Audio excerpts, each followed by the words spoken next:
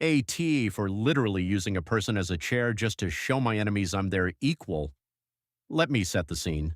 I'm Queen Nzinga, and the Portuguese think they can treat me like a subordinate. They invited me to negotiate but didn't even give me a seat. So, I made my own. People call it a power move, but in my world that's just Tuesday. This kind of energy didn't start with me, though. It's a legacy that runs deep through the veins of our history. It's the same fire that Shaka Zulu used when he revolutionized the entire map of southern Africa with his military genius and his legendary short spear. It's the spirit I carried when I resisted those slave traders for over 40 years, never letting them take my soul or my kingdom. It's the same vision Sundiata Keita had when he rose from the dust to found the glorious Mali Empire, proving that destiny can't be denied regardless of how you start. We are the descendants of Mansa Musa, the man so wealthy he broke the economy of every city he visited, not with greed, but with a generosity that spread knowledge and culture across continents.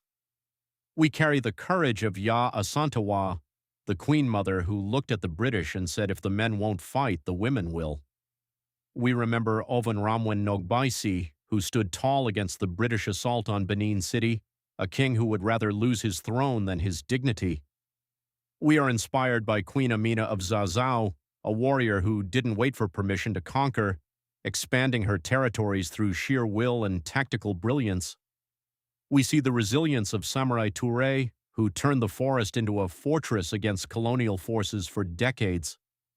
We trace our roots back to Taharka, the warrior pharaoh who ruled both Nubia and Egypt, a bridge between worlds and a protector of the Nile.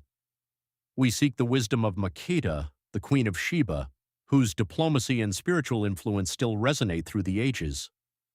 We honor the Nomotari, those heroic figures from Dogon cosmology, who remind us that our story is written in the stars and the secrets of the universe.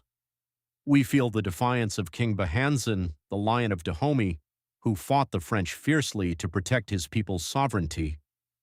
We hear the roar of Bai Bouré, leading the rebellion against unfair taxation because he knew his people's worth. We stand with Dedan Kimathi, the hero of the Mau Mau, who chose to die on his feet rather than live on his knees during the liberation struggle. We sing the songs of Miriam Makeba, Mama Africa, whose voice was a weapon against apartheid that the world couldn't silence. And we follow the path of Thomas Sankara, the upright man who wanted to feed his nation and free their minds from the chains of the past. So when I sat on that human chair, I wasn't just sitting down. I was taking a stand for every legend that came before me and every hero yet to be born. Was I too extra, or was I just being exactly who I needed to be? Let me know in the comments if you think I crossed the line, and make sure to follow for more stories of the icons who built our world. What would you have done in my position?